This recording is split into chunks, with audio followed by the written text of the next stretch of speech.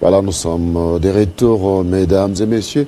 Nous allons recevoir Childéric Ndossa. Childéric Ndossa. Voilà, il est cadre de l'UNC. Bonsoir. Bonsoir. Alors, on en a parlé tout de suite.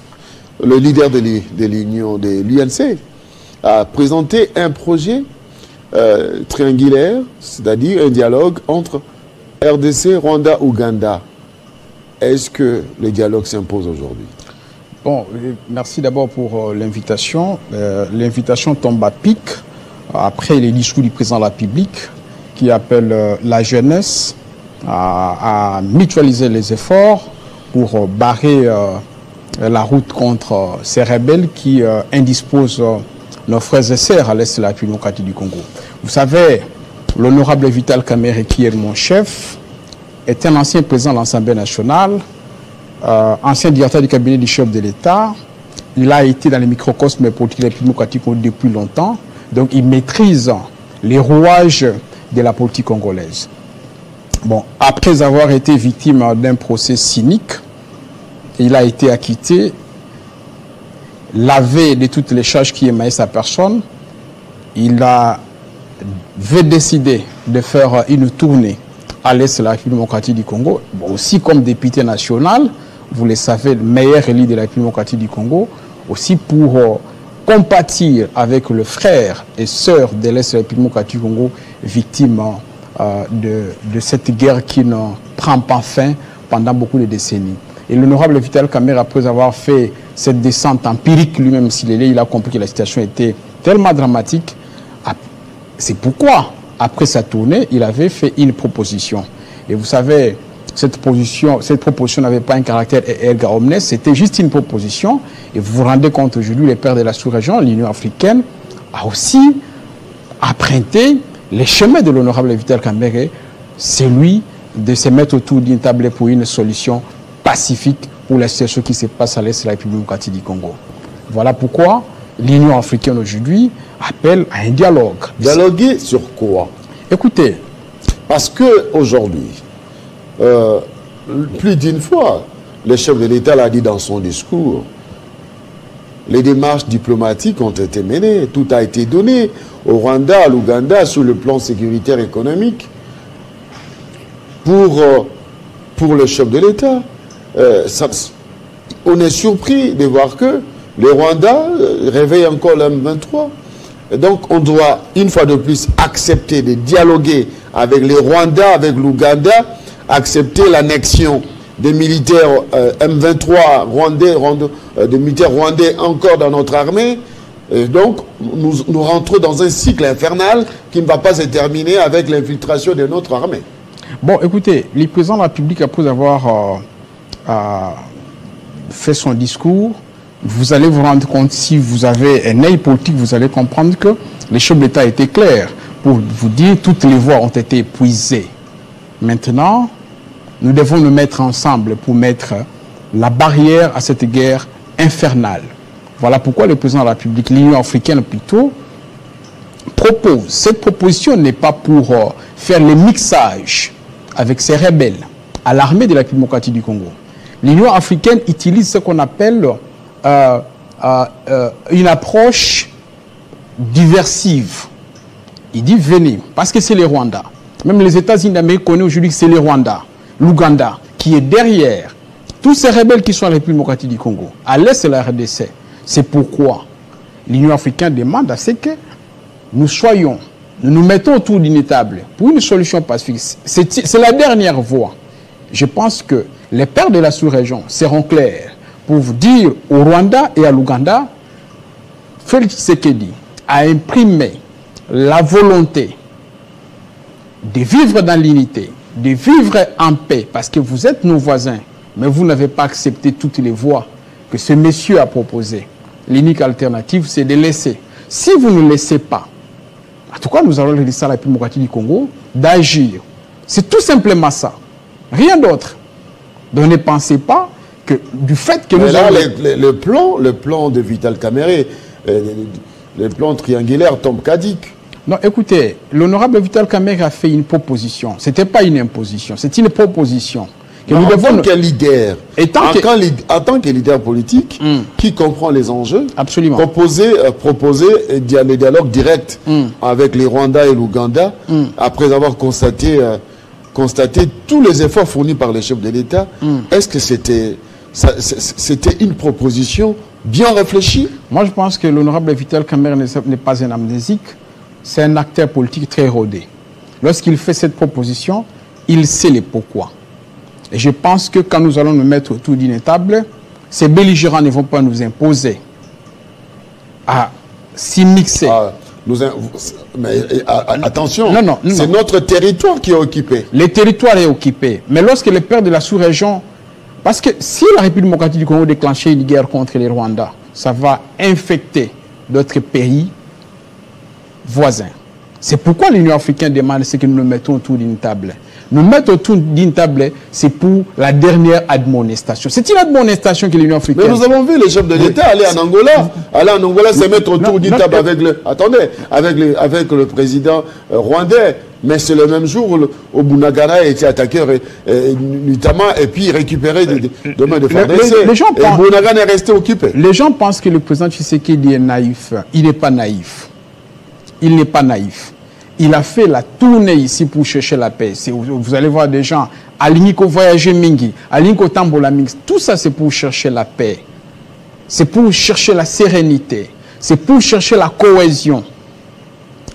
Et les discours d'hier, si les gens sont intelligents, si les gens scrutent les termes politiques, ils vont comprendre que bientôt, les chefs d'État vont appuyer au bouton rouge pour qu'il y ait cessation de cette guerre infernale qui ne prend pas fin à l'Est de la République démocratique du Congo. C'est pourquoi j'en appelle au président de la République de ne pas bouder. La proposition de l'honorable Vital Kamerhe et la proposition de l'Union africaine. Vous contredisez apparemment. Non, je ne me contredis. Le président est prêt à appuyer sur le bouton rouge et à accepter la proposition du Vital Kamerhe. Les discours du président de la République et aussi... les discours du faire la guerre ou aller dialoguer? Les discours du président de la République, c'est une admonestation. La dernière admonestation. C'est pourquoi les pères de la sous-région ont compris que le discours de Félix Tshisekedi est un discours qui est compliqué. C'est pourquoi ils invitent la République démocratique du Congo et le Rwanda et l'Ouganda de se mettre autour d'une table. C'est pour la dernière fois, je pense.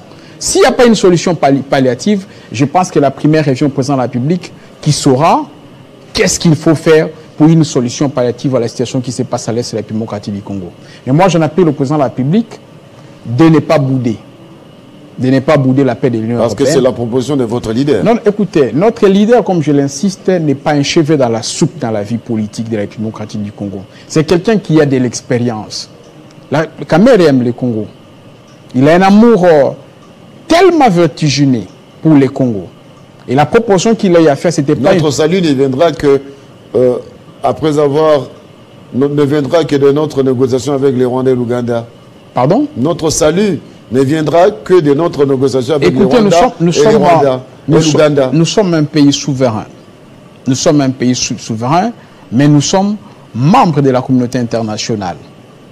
Et que nous ne pouvons pas, certes que nous avons la souveraineté, mais il y a des mécanismes, il faut suivre avant de déclencher la guerre. Est-ce que cette proposition, ce n'est pas une façon de démontrer que nous fléchissons devant l'ennemi? Nous ne fléchissons pas. Nous sommes membres de l'Union africaine. Et qu'aujourd'hui, vous avez vu les présidents kenyans en train de déployer les troupes. Pourquoi? C'est pour une solution. À l'Est de la République démocratique du Congo. Voilà pourquoi les pères de la sous-région ont compris que Tshisekedi... Ces troupes ne viendront pas pour rien. Non, ils viendront pour éradiquer la situation qui s'est passée. Ce n'est pas gratuit du tout. Bon, écoutez, nous sommes en droit international. Nous sommes en droit international. Je sais que ce n'est pas gratuit, mais ils viennent pour éradiquer cette situation qui devient très comatée pour la République démocratique du Congo. Voilà pourquoi les présidents de la République, les ministres des Affaires étrangères et tous ces experts qui entourent le président de la République doivent conseiller le président de la République de se mettre autour d'une table pour la dernière fois. S'il n'y a pas une solution palliative, moi je pense, le sénateur américain à qui le nom échappe en a proposé. Il faut prendre la voie des armes. Il faut faire la guerre au Rwanda. Si le Rwanda, l'Ouganda, n'imprime pas une sincérité autour de ces assises, moi, je vous dis que vous allez voir que le président de la République va agir de façon indépendants de façon souveraine. Alors, le président a appelé à la mobilisation des jeunes. Est-ce que l'UNC va mobiliser ses militants, va mobiliser la jeunesse pour le soutien total au FARDC? Écoutez, nous avons été toujours proches du président de la République. Vous le savez que notre autorité, l'honorable Vital Kamerhe, a été victime d'un procès cynique, d'un dossier béant. Il n'a jamais tenu des propos biscornus contre le président de la République. Nous n'avons jamais quitté, parce que le président de la République, c'est notre premier allié. Nous n'avons jamais tenu des propos contre le président de la République. Et je pense que l'appel du président de la République a un caractère erga omnes. C'est l'intérêt de la République. Ce n'est pas l'intérêt des individus, ce n'est pas l'intérêt des partis politiques. Parce que qui mène... Donc l'UNC va mobiliser. Écoutez, nous sommes membres de l'Union sacrée. Je l'insiste. Et ce discours n'a pas de particularité. Le président de la République parle à tous les Congolais sans exception. Mais jusque-là, on ne va pas l'UNC mobiliser ses militants pour une marche contre l'agression de la RDC. Et quel est ce parti qui organise des marches contre l'agression? On a vu le parti de Guy Lando organisé dans... Ce parti est né quand? Moi, je pense... Mais pourquoi pas l'UNC commencer? Écoutez, nous sommes un parti... On regarde, ça se passe dans l'Est, le fief de... Je ne refusais pas. C'est pourquoi l'honorable Vital Kamerhe n'a pas voulu imprimer l'inquiry. Mais pourquoi n'est pas... Quand il est acquitté de toutes les charges infligées injustement contre lui, qu'est-ce qu'il fait? Il va d'abord à l'Est de la République démocratique du Congo, là où c'est tous ses frères qui sont victimes de cette guerre atroce. Il se déplace, il s'imprègne de la situation. Vital Kamerhe n'a pas condamné ouvertement l'agression. Écoutez, l'honorable Vital Kamerhe, j'insiste, ce n'est pas un petit politique qui fait des déclarations biscornues. L'honorable Vital Kamerhe fait une proposition. Et cette proposition, je pense, elle est la meilleure. C'est pourquoi vous avez vu, aujourd'hui l'Union africaine a emprunté la voie de l'honorable Vital Kamerhe, seul, de se mettre autour d'une table pour une solution palliative autour de cette question qui dérange, cette question qui taraude la République démocratique du Congo, qui est la question de l'insécurité à l'Est de la République démocratique du Congo. Je pense que la voix de l'honorable Vital Kamerhe, moi je dis Vital Kamerhe reste un œil de l'aigle pour la République démocratique du Congo, pour la politique de la République démocratique du Congo. Voilà aujourd'hui l'Union africaine, après avoir compris... L'aigle ne condamne pas l'agression. Non, écoutez, l'honorable Vital Kamerhe fait une proposition. Et cette proposition, vous allez voir, il y aura d'ici, vous et moi... Une proposition, ce n'est pas une condamnation. Non, il condamne. Il condamne. Si vous avez suivi la démarche de l'honorable Vital Kamerhe, ou la tournée de l'honorable Vital Kamerhe, vous avez comprendre que c'est quelqu'un qui a l'amour pour les Congo, c'est quelqu'un qui ne veut pas voir ses frères et sœurs rester dans cette situation, comater dans cette situation difficile. C'est pourquoi l'honorable Vital Kamerhe a fait une proposition, moi j'appelle ça de réanimation, pour qu'il y ait une solution durable pour que la guerre cesse en République démocratique du Congo. Merci beaucoup, je vous en prie, merci. Monsieur Ndossa, d'avoir accepté l'invitation. Mesdames et messieurs, c'en est donc fini avec Kinshasa Direct. Vous allez retrouver la rédaction de Télé 50 à 19h, heure de Kinshasa, 20h, heure de Bunagana, heure de Kiwanja, heure de Goma, heure de Bukavu, pour suivre la grande édition du journal. Quant à moi, je vous dis au revoir. Merci.